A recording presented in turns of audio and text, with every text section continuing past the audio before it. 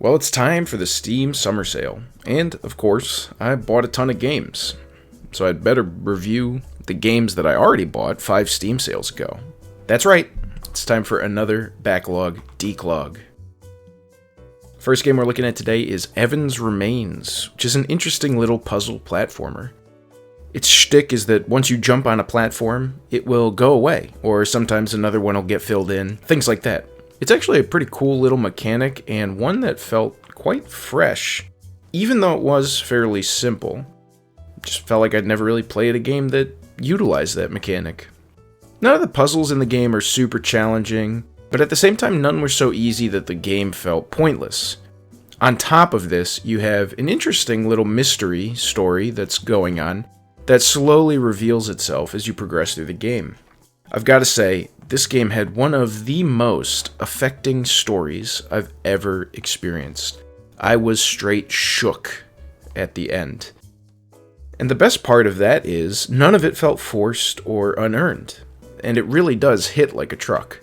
The game really ultimately is a solid narrative experience that's wrapped around a more than passable gameplay. You can quickly play through it in an evening, and I do recommend going through it all at once, in one sitting, with no breaks. Experience this story. It's essentially like playing through a quick little movie. It's about 2 hours. Experience it in one sitting. Hopefully you enjoy it. I would give Heaven's Remains a gut punch out of 5.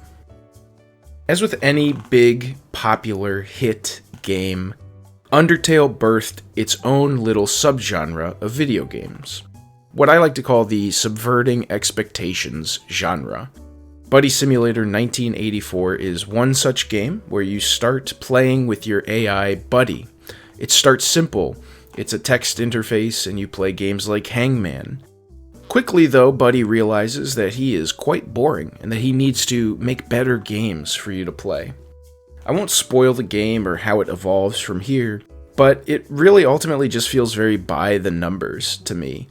I guess if you like the genre, it might be a solid entry, but for me, I can only go through so many, ho-ho, you thought this was gonna happen, but instead this thing sorta happened, and it's kind of dark, but also funny, ha-ha-ha type moments, that it stops feeling like when that is the shtick of your game, then I know it's coming, so it's not a surprise when it happens for the 8th time in the game, and if they're not good, then that really hurts it.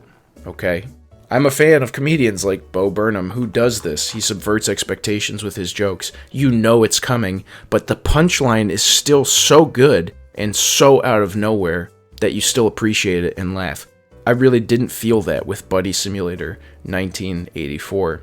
It really just felt like I was playing a poor imitation of the really good examples in the genre. Undertale, Pony Island, The Hex, games like that. It didn't do anything to set itself apart or make itself feel unique enough to leave a lasting impression. I did see it through to the end, but it really could feel like a chore at times, and I think there's many better games in the genre to experience first. I would give Buddy Simulator a acquaintance out of 5. The Henry Stickman Collection is one of those overwhelmingly positive games that have no business having that rating. It's essentially a choose-your-own-adventure flash game where you just click on a button to see a funny scene where Henry Stickman messes up what he's trying to do and kills himself in a supposedly humorous way. That's the thing though, it's not humorous, it's dull. Now, I get it, this was originally a Newgrounds flash game, and in the early 2000s I bet it was super cool, and you guys were all in middle school, and it was funny to watch while you're at your computer during science class or whatever. Okay, but it's 2022 now. We're adults. The medium has advanced way past children's cartoon flash animations. Now, I get it. If you have nostalgia for this, definitely pick it up. They HD'd the art. They added a whole new chapter to go through. It looks nice considering what it is. But as someone who didn't play this back in the day on Newgrounds, who has no nostalgia going for it, it really just feels like a bland collection of cartoon scenes, and I would give it a Hangman out of 5. Yeah, that's right, I'm reviewing Zelda in one of these, because This game is so mediocre and unremarkable, I knew I couldn't get a whole video out of it. I didn't want to get a whole video out of it. It's not worth your time. I'm not here to waste your time. I'm here to provide you quality content. And if you like that quality content, you know you best smash that like button, hit the subscribe button, send this video to a friend, blah, blah, blah, blah, blah. Zelda, the main Zelda character guy would love it if you did that. Now, I've said it before, I always preferred the 2D Zeldas, and especially back in the day when this game finally came out on the Wii, I was pretty over Zelda, but more importantly, I was over motion controls. The Wii pushed that way too hard, and the Zelda Skyward Sword was kind of the one where it really hit that peak of everything has to be motion controls. Stop, please. Now that it's on Switch, I figured I'd give it a try. I've been hearing a lot of good things about it. Everybody's saying all this good stuff, but man, it sucks. It just sucks. Visually, it doesn't look that much better than a Wii game. I don't know what they did to make this HD. And the control scheme is atrocious. That's like the only change they made in this game, is that you have a control scheme now, and it's bad.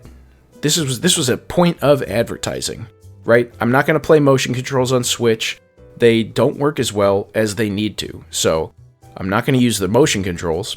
And the non-motion controls they came up with here, again, a selling point. It's on the back of the box, not motion controls. They're so bad. The non-motion controls are so bad, it's horrible. Even if I loved this game, I would have quit on it when I did, because I could not suffer the non-motion controls. It's just the clunkiest, most unwieldable game I've ever played. No More Heroes, same story, right? Full motion control game on the Wii. They actually made it a good control scheme when you want to use not motion controls on the Switch. I don't know why Nintendo is proud of this control scheme that they came up with. It's bad. In the game's credit, the dungeons are kind of cool, and it's definitely a Zelda game, but unlike Wind Waker or even Twilight Princess, it doesn't really feel like it had anything that set itself apart. So it just is a Zelda game at the end of the day, and it's the most Zelda game of the Zelda games, so it's just, to me, mediocre and unremarkable. And I would give it a single triangle out of 5. It's just one piece of the Triforce. Well, there you go. 4 more games down and out of the backlog. Only like 970 million to go. I think, honestly, I bought so many games since the last Backlog Declog. I think I have a larger backlog now than I did before I started this series, so I am really not doing things correctly. But if you enjoyed the video and want to see more like it, please hit the like button, leave a comment down below. Do you like these games? Was I wrong on some of them? Leave a comment, let's get talking, share the video with a friend, blah blah blah. It's so great and helpful. And I will see you guys with the next video.